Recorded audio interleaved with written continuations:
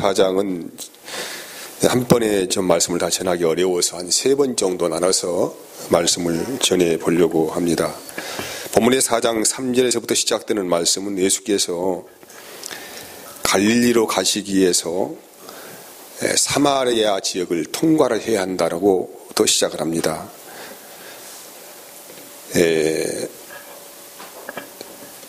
갈릴리로 가기 위해서는 반드시 사마리아 지역을 통과해야 빨리 갈 수 있는데 유대인들은 그렇게 빠른 길을 선택하지 않고 삥 둘러가지고 좀 먼 길을 돌아서 갈릴리로 다녔던 것을 알 수 있는데 그 내용이 뭐냐면은 과거에 이제 이스라엘은 남과 북의 역사가 있었고 북은 아수리의 남유다는 바빌론에 멸망을 했지요. 근데 이제 갑자기 바빌론이 초강대국으로 등장하여서 아수르를 삼키고 이런 과정 안에서 그 바벨론 사람들이 이 에돔이나 아수르 사람들을 사마리아 지역에 강제로 이주시켰습니다. 그래서 혼혈 정책을 피해서 그들의 종교나 사상을 흩어버리기 위한 작전이었죠. 그래서 사마리아 사람들은 원치 않는 이방인과의 접촉 가운데서 또 결혼하고 살고 이런 과정을 거치면서 혼혈 민족이 되었다는 거예요. 그래서 유대인들은 남유다에 사는 유대인들은 이 사마리아 지역에 살고 있는 사람들을 굉장히 멸시하고 미워했습니다. 이방인보다 더 저주하고 살았다는 것이죠. 그런 배경을 좀 우리가 알고 오늘 말씀을 접근해 본다면은 그 예수님과 사마리아 여인의 대화의 내용을 조금 이해할 수가 있을 것이라고 생각을 합니다. 예수님께서 사마리아 지역에 있는 야곱의 우물터에 도착을 하였고 거기에 잠시 쉬고 있는데 사마리아 여인이 물동이를 쥐고 이제 물을 뜨러 왔겠지요. 그래서 거기에서부터 이제 예수님과 사마리아인의 대화가 시작이 되죠. 그래서 먼저 예수님께서 그 사마리아 여인에게 물을 좀 달라고 청합니다.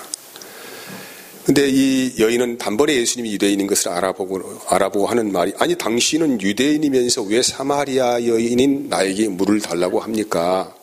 라고 하죠. 왜냐하면 유대인들은 굉장히 사마리아인들을 미워했기 때문에 말도 하지 않고 상종도 안 했는데 예수님은 그 모든 걸 다 절차를 무시하고 여인에게 물을 청하는 것을 보고 깜짝 놀랐다는 것입니다. 이런 어색한 분위기 안에서 여인과의 대화는 계속됩니다. 예수님께서 말씀하십니다. 그 여자에게 하나님께서 주시는 선물이 무엇인지를 알고 또 내가 너에게 물을 달라고 하는 나를 네가 알았다고 한다면은 내가 나에게 물을 달라고 오히려 청했을 것이다. 아주 이상한 이야기하죠. 물을 먼저 달라고 하시고 나서 네가 만약 내가 누구인지를 안다고 하면은 오히려 네가 나에게 물을 달라고 청했을 것이다. 이런 말씀을 하죠. 그리고 이제 이어진 말씀은 네가 나에게 원한다고 청한다고 한다면은 내가 너에게 생수를 줄 수 있다라고 하죠. 근데 이 말씀은 참 어려운 말씀이죠. 도대체 정상적인 사고 의식으로는 좀 이해할 수 없는 그런 예수님의 말씀이죠. 그래서 그 여자는 이제 동문서답합니다. 아니 당신은 이 우물터에서 물을 길른 드리박도 없고 아무것도 지금 없는데 어디에서 생수를 길러다가 나를 주겠습니까? 라고 예수님께 물어보니까 예수님께서는 이제 거기에서 말씀하시기를 이 야곱의 우물터에서 물을 마시는 사람마다 다 목이 마르겠지만은 내가 주는 이 물을 마시는 자는 영원토록 솟아나는 샘물을 마시게 될 것이다 라고 예수님께서 말씀을 하시죠. 야곱의 우물이라고 하는 것은 이제 야곱 또 거기에서 물을 마셨고 야곱의 후손들, 이제 야곱은 이스라엘의 조상 아닙니까? 그래서 이스라엘 야곱에서 난 모든 이스라엘 백성들이 이 야곱의 우물터를 사용하였고 짐승들도 그렇게 살았습니다.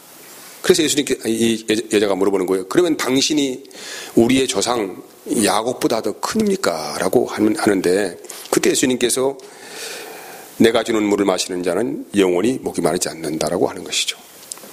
이게 야곱보다 그 이스라엘을 처음 출발하게 한 이스라엘의 근원이라고 할 수 있는 야곱보다 더 큰 이가 바로 나다라고 하는 것을 예수님께서 말씀하시는 것이죠. 그리고 이 물은 그냥 물이 아니고 그 사람 속에서 영생하도록 솟아나는 샘물이라고 하십니다. 참 이해할 수 없는 말입니다. 네, 근데 여기에 이제 사마리아 여인만 그렇게 말귀를 못 알아듣는 것은 아니었고, 사실 우리가 본문 앞장에 우리 3장에 보면은 니고데모라고 하는 사람도 말귀를 전혀 못 알아듣는 사람이었죠.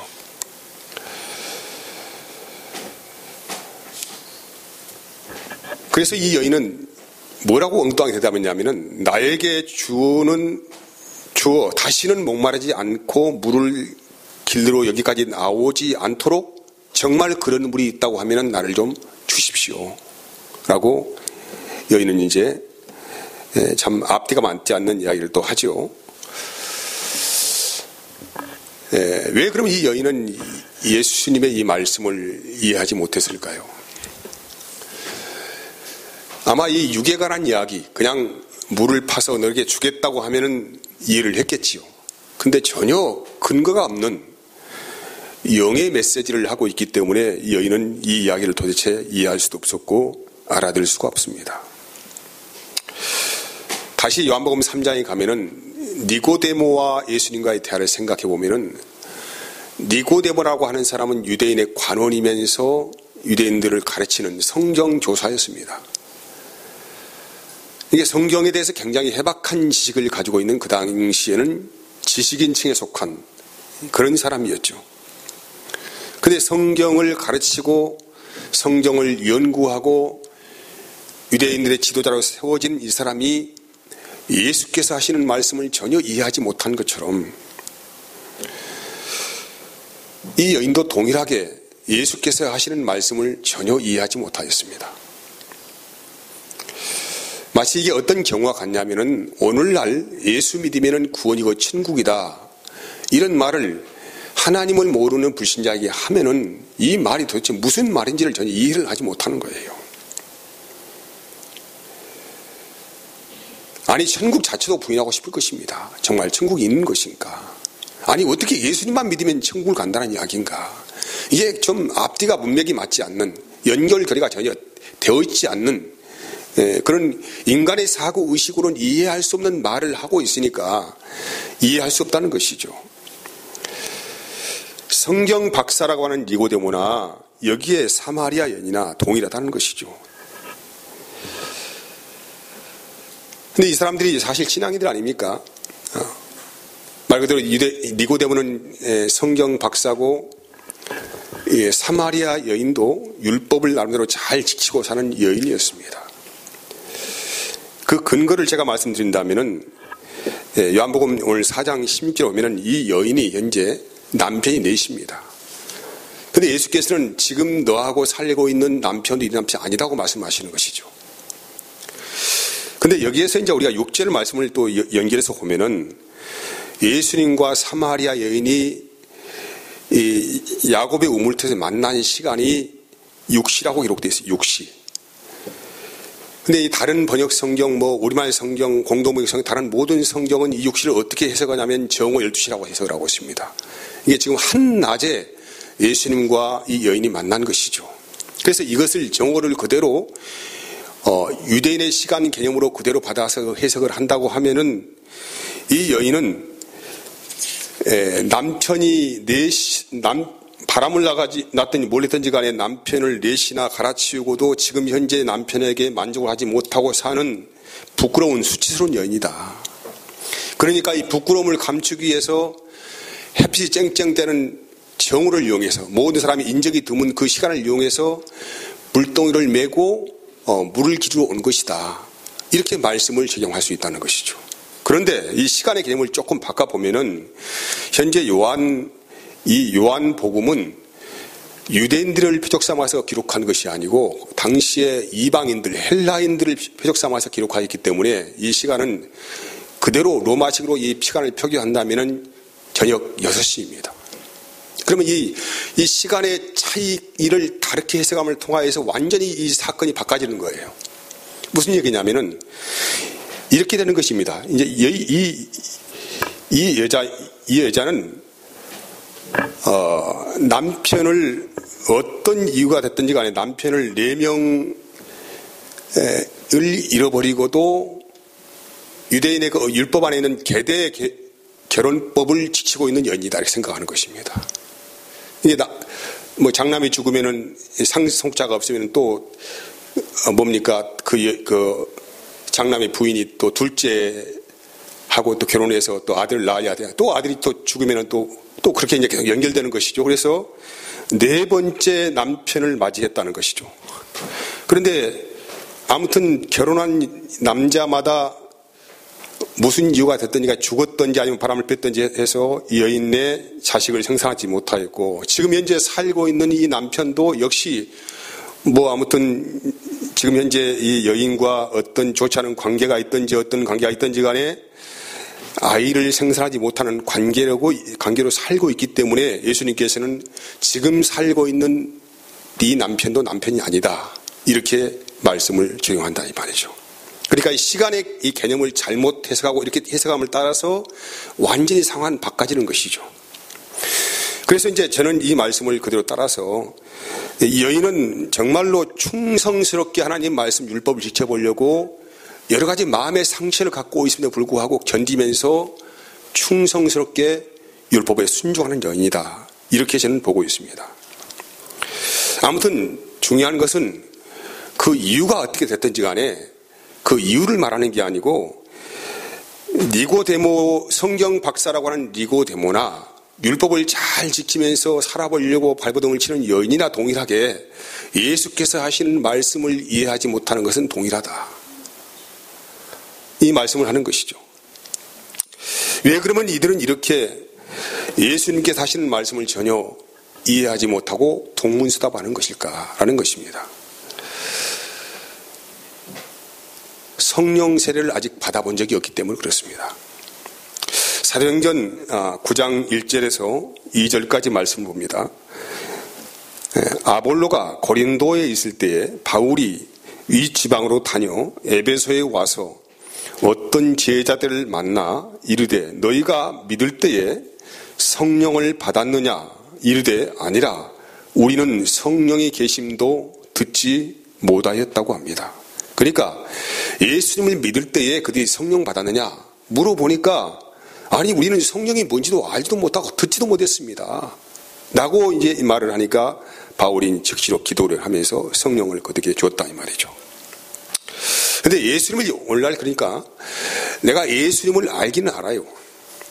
예수님을 알기도 알고 믿고 있는다고 하는데 성령에 대한 지식이 전혀 없는 거예요. 성령이 우리를 어떻게 인도하시는지, 성령의 음성이 무엇인지, 성령의 사건이 무엇인지 전혀 이해가 부족하기 때문에 하나님의 말씀을 이해하지 못하는 거라는 말이죠.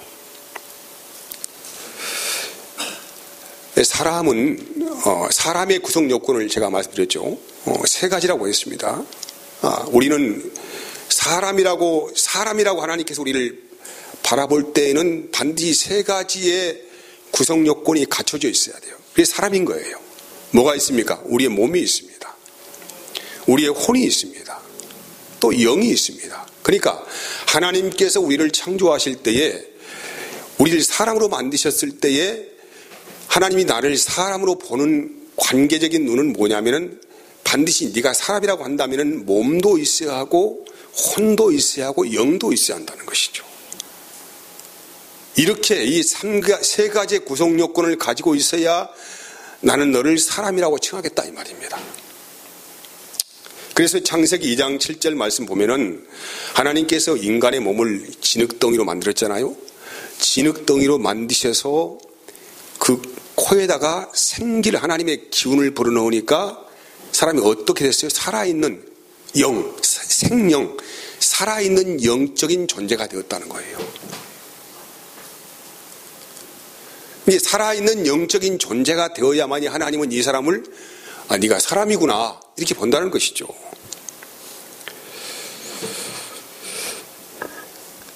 다시 그 점 설명해 본다면은 우리의 몸, 이 몸이라고 하는 것은 이제 세상과 통하는 문입니다. 우리는 몸을 통하여서 보고 듣고 뭐 감각하고 뭐 느끼고 이런 모든 공정을 통하여서 세상과 교통을 하죠. 또 사물과 접촉을 합니다. 이렇게. 이 몸은 굉장히 중요한 것이죠. 몸이 없고 영과 혼이 있다면 이건 유령이죠. 근데 몸에다가 우리가 뭘 담고 있습니까? 혼을 담고 있습니다. 혼을 담고 있어. 근데 혼은 이제 뭐 정확하게 설명을 할 수가 없겠지만 대부분 어떻게 정의하냐면 혼의 영역에는 지적인 요소가 있고 감정의 요소가 있고 또 감각의 요소가 있다고 합니다. 이 세 가지가 결합되어서 세트를 이루어서 종합 세트로 혼이라고 하는 거예요. 이게 인간은 이 혼의 영역을 통하여서 어떤 모든 지식을 받아들이고 판단하고 분별을 합니다. 그리고 이 우리의 몸이 뭘 느끼는 것처럼 어떤 감정과 애정과 이런 모든 걸 다 느끼고 살아갑니다. 이게 혼의 영역은 반드시 몸과 결합되어서 한 세트로 있어야만이 이제는 비로소 살아있는 뭔가 몸을 움직여가고 판단하고 뭐 이런 일을 할 수가 있다는 것이죠. 근데 영은 또 별개의 문제입니다. 영은 하나님과 교통하는 유일한 한대 영역이라 이 말이죠. 이렇게 이제 아무튼 이 세 가지가 유기적으로 잘 결합하여서 상호작용을 통하여서 사람의 구실을 할 때에 비로소 하나님은 네가 사람이구나.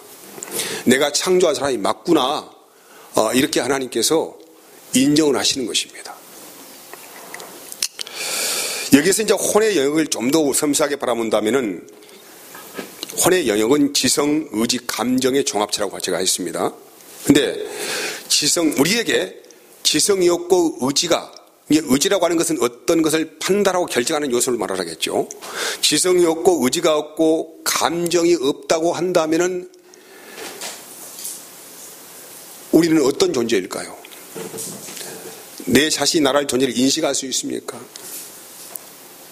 감정이 말라버린 사람, 의지가 박약된 사람, 지식이 없는 사람, 이것은 그냥 몸만 가지고 있을 뿐 식물인간에 불과한 거 아니겠습니까? 그래서 반드시 혼과 몸은 하나로 조합되어지고 세트가 되어져 있어야만이 사람 구실하고 산다니까요.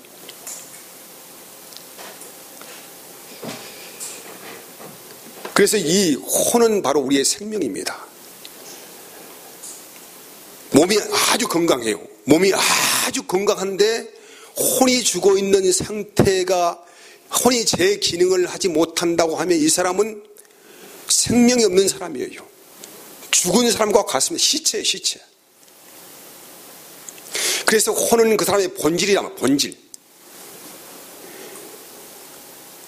혼이 떠나버리면 이 육체는 무용지물입니다. 아무 쓸모가 없는 거예요. 그래서 혼은 그 사람의 본질이에요. 본질. 그래서 혼의 활동과 육의 활동이 결합되어서 이것만 가지고 살아가는 사람을 성경은 뭐라고 말을 하면은 육의 사람이다. 육신의 사람이다. 이렇게 성경이 규정을 하고 있다는 거예요. 이 사람은 혼의 활동을 하고 있습니다. 몸의 생명은 유지하고 있습니다. 근데 한 가지 보지 못한 게 있어요. 하나님의 세계를 보지 못하는 거예요. 마치 이 짐승들이 말이에요. 짐승들이 다 지금 생명활동하고 있잖아요. 생명을 활동하고 있는데 짐승들은 하나님을 인식하고 있습니까? 모르고 있습니까? 아무리 건강한 짐승, 아무리 머리가 IQ가 높은 짐승이 있다 할지라도 어떤 동물이 있다 할지라도 이 동물은 하나님을 인식하지 못하는 것입니다. 그러니까 인간이 그의 혼의 영역 활동만 가지고 이 세상을 인지하고 살아간다고 하면은 이 사람은 하나님을 인지하지 못하는 존재이기 때문에 영이 죽어있는 상태, 육의 사람이다. 이렇게 규정을 짓고 말하는 거예요. 육의 사람이다. 그러니까 육의 사람은 아무리 성경을 달달달 읽어도 무슨 말인지를 이해를 못하는 거예요. 그것을요. 이해를 못해요. 무슨 말인지 몰라. 그냥 그래서 육신의 떡만 그냥 위에 이렇게 하나님 이거 좀 도와주시오. 이거 좀 해주시오. 왜? 몸의 필요 조건에 따라 살아가니까. 마치 이 사람은 이것이 하나님 찾았으니까 이것이 영의 활동이라고 생각하는 거예요. 이게 큰 문제가 되는 것입니다. 오늘 여기에 니고데모 사마리아 여인 이 사람이 바로 그렇게 살아왔어요. 하나님 알았습니다. 율법 연구하고 지키려고 노력을 했습니다. 근데 예수의 말씀을 이해하지 못하는 거예요. 그래서 사람들은 살아가기 위해서 자기의 혼을 훈련을 합니다. 공부하고 열심히 경험하려고 하고 훈련하고 잘 생각하고 자기 신념을 강화시키고 이런 활동을 통하여서 자기의 이 육의 생명 활동 유지를 할 수 있겠지만은 하나님을 아는 지식은 전혀 결여된 것입니다. 알 수 없어요. 근데 거듭나게 되면은 하나님의 영을 받게 되면은 이제 혼의 기능이 달라져. 완전히 달라져요. 과거에는 세상의 것만 가지고 취하여서 이것과 교통하게 살았어요. 근데 거듭난 사람의 혼은 그렇지 않습니다. 혼은 그대로 이 혼의 활동을 하고 있는데 이제는 뭘 받아 살아갑니까? 하나님의 영을 받아 살아가는 거예요. 그래서 하나님의 영을 받아가지고 뭐까지 같이 거기에 굴복을 시키냐면은 이 몸까지 같이 거기에 종속을 시켜버려요. 여기다가. 이 말씀 이해하시겠습니까?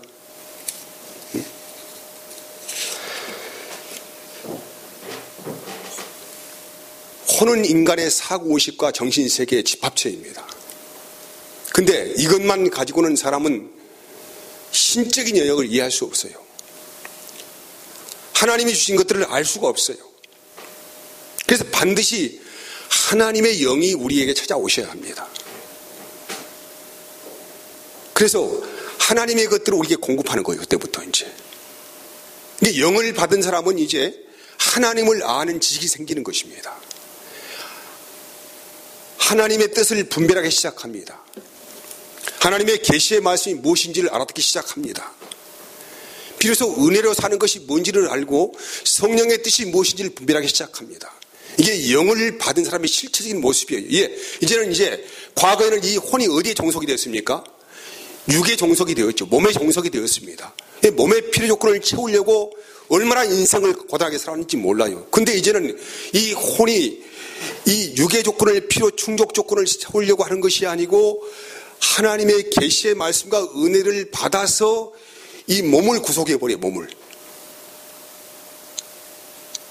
그래서 이 몸에 이 혼이 의지와 결합하여서 몸을 종속시켜버리니까 이제는 그 사람이 성령의 인도와 뜻을 따라서 살아가는 사람으로서 새로운 생명을 부여받은 존재로서 그렇게 살아간다는 거예요.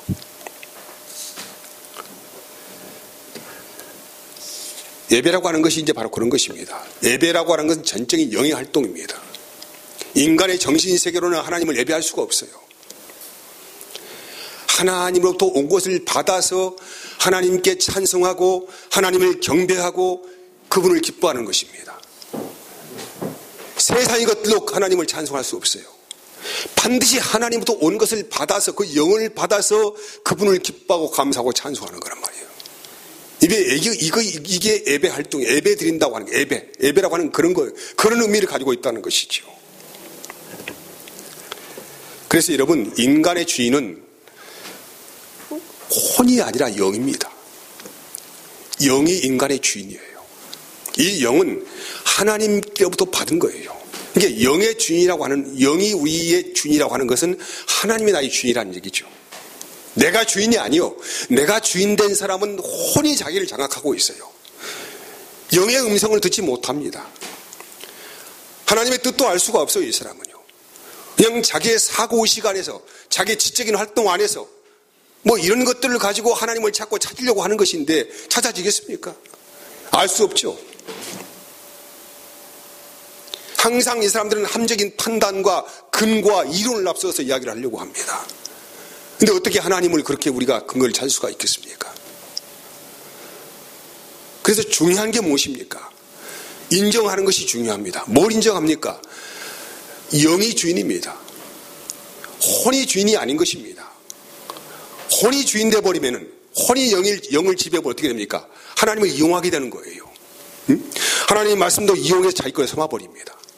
자기 좋을 대로 살아갑니다. 이게 뭐냐면 혼이 발달된 사람이에요. 혼이 발달돼서 하나님의 것도 자기 것을 취하해서 하나님을 자기 밑으로 둬버리고 지배하며 살아가는 것이죠. 이렇게 살도록 누가 그렇게 유인을 합니까? 사탄이 그렇게 역사를 하고 있다는 것이죠. 그러니까 사탄은 항상 우리 바깥에서 우리를 잘 살펴보면서 우리가 필요 조건을 충족시켜주겠다고 요구하는 거예요. 예, 이 몸의 기능 안에서 혼이 종속되어 있으니까 몸의 필요 조건을 충족시켜주겠다는 것이 이게 사탄의 유혹이에요. 이 유혹에 누가 넘어갔습니까? 하와가 넘어가지요.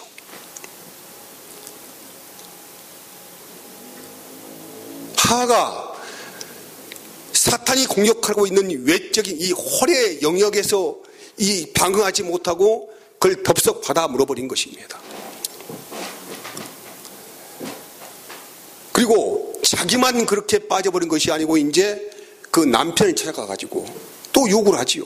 사탄이 이미 게임에 넘어가 버린 하와가 남편을 찾아가 욕을 합니다. 당신이 나를 정말 사랑한다면 이거 하나님이 준 것이다. 애정의 호소라. 애정의 사랑과 애정의 호소를 해서 이게 이 감정의 호소라니. 감정의 호소를 해서 남편 아담을 넘어뜨려 버리는 것이죠. 이게 사탄은 끝까지 공격을 해요. 지성에 호소합니다. 안 되면은 또 감정에 호소합니다. 또 감정에 호소하니 또 의지에 호소를 합니다. 혼적인 영의 호소를 하는 거예요. 하나님을 예배하는 것을 어떻게 하겠습니까? 사탄은 그걸 말 수도 없는 것이죠. 그래서 사탄은 인간의 혼의 영역을 자꾸 키워가는 거예요. 세상의 지식을 자꾸 집어넣어줘요. 거기다가 철학과 모든 관념과 사상과 방법과 경험과 이것들 자꾸 집어넣어 주어서 하나님의 말씀을 희석화시켜버리는 것이죠. 이렇게 하면은 이제 혼의 자리에 혼만 충만하고 하나님의 영은 소멸되어 버리는 거예요. 하나님은 우리에게 항상 우리를 끌어가실 때 강제적으로 어떻게 요구하지 않습니다. 그분은 항상 우리가 자유롭게 판단하고 또 선택할 수 있도록 그 시간들을 제공해 주십니다. 근데 우리는 그런 시간 안에서 자칫 잘못하면 우리의 사고의식 안에서 우리의 혼의 영역으로 하나님을 이해하려고 하기 때문에 그걸 받아들이려고 하기 때문에 무슨 말씀인지를 이해하지 못하는 거예요. 이해하지 못하는 거예요. 그래서 예수님께서 하신 처단이 어떤 처단이냐면은 히브리서 4장 12절에서 13절까지 말씀이에요. 봅시다. 어떻게 예수님께서 하셨는가? 히브리서 4장 12절에서 13절입니다. 같이 시작. 하나님의 말씀은 살아있고 활력이 있다는 거예요. 좌우의 날선 어떤 검보다 예리하다는 것이죠. 그래서 뭘 쪼개버립니까? 혼과 영과 관절과 골수를 찔러 쪼개기까지 하여 마음의 생각과 뜻을 판단하신다 이 말이죠. 우리 예수님께서 제사장으로 제사장. 구약 성경 읽어보면 제사장이 무슨 일을 합니까? 짐승을 잡았죠. 칼로 뼈를 도려내고 살을 도려내고 기름덩이를 도려내고 피를 쏟고 하는 일을 합니다. 무슨 얘기인지 아세요? 이것이 몸을 거른다는 얘기입니까? 아니죠. 죄는 다 어디가 있습니까? 우리의 인간의 혼과 몸에 깃들여 있어요. 그래서 이 영을 분리시키고 혼을 분리시키고 몸을 분리시켜 예수님께 찔러 쪼개서 그걸 나누어서 확실하게 구분하겠다 이 말이죠. 어떻게? 제사장으로 오셔서 십자가에서 그 일을 예수님께 행하신 것입니다. 혼이 육과 결탁을 하면, 이 몸과 결탁을 하면 죄인으로 살아갑니다. 그래서 여기서 우리를 구원시키기 위해서 하나님의 영을 부어주시는 거예요. 그래서 이 혼은 그때부터 진리의 영을 받아서 마음에 담아서 우리의 몸을 거기에 복종시키도록 하는 것입니다. 이게 순리예요, 순리. 이게 바꿔지면은, 이 순서가 바꿔져 버리면은 이제는 마치 피가 거꾸로 돌아가는 것처럼 모든 것이 엉클어져 버리는 것이죠. 순리가 역행되는 것입니다.